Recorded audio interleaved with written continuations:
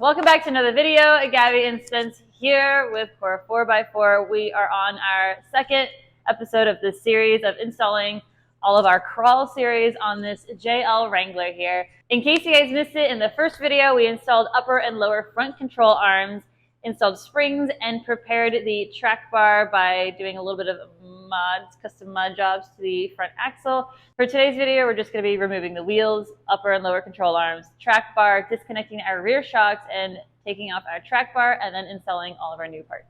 Okay guys, again, we are putting the crawl series on this Jeep. All that means, this is our, we used to call it Tier 4.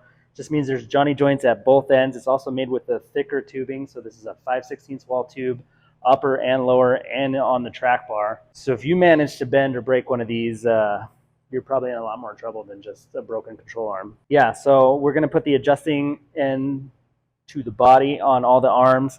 The track bar is a little different. The adjusting end goes to the axle just for clearance around your exhaust pipe there. We went with the crawler series on this Jeep because it's going to be the best fit for the type of off-roading that it sees. This Jeep goes to Moab regularly, and he also daily drives it. So this is our most durable, flexible, pretty much our most capable option that we offer on our products. So let's get them on.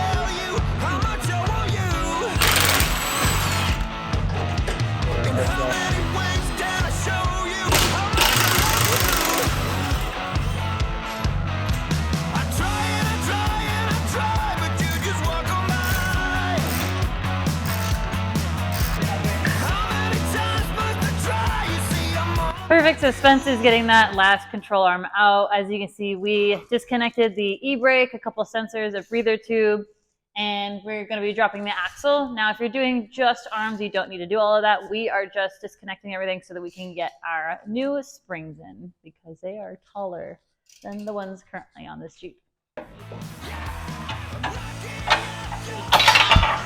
Pressing it back.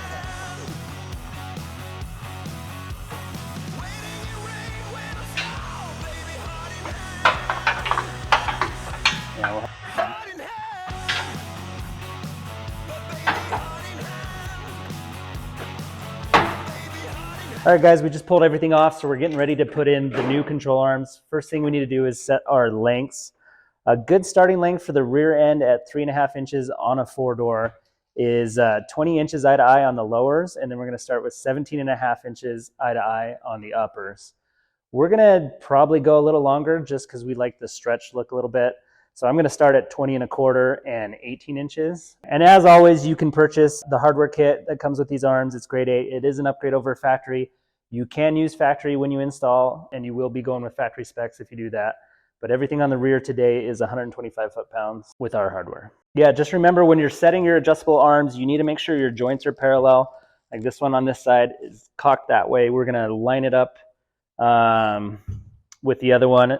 An easy way to do that is a big screwdriver, or you can grab a bolt and pull it over, or a vise if you have that. And then you want to check by just looking under the table or a flat surface. Make sure there's no gaps and they're parallel.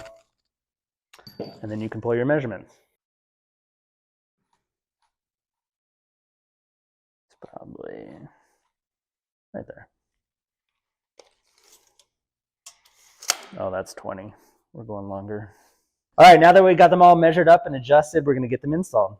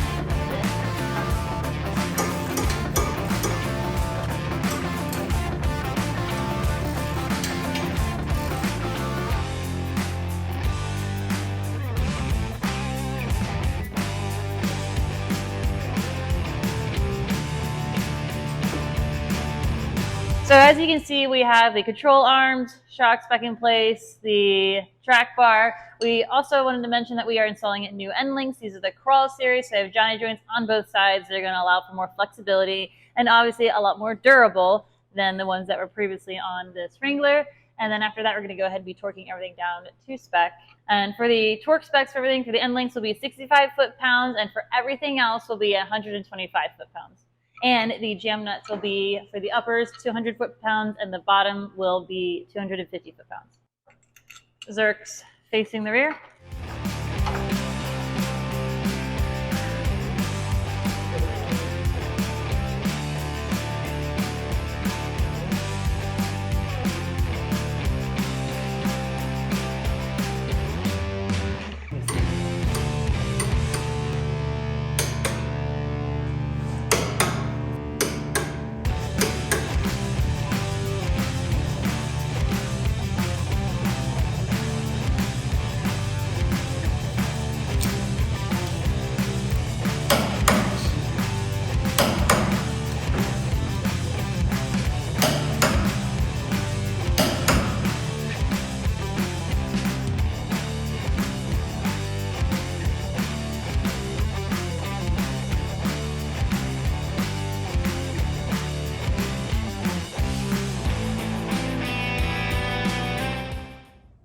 All right, guys, we got the rear end done. We got everything on here, torqued down to spec, and the red is looking really good with the Rubicon accents.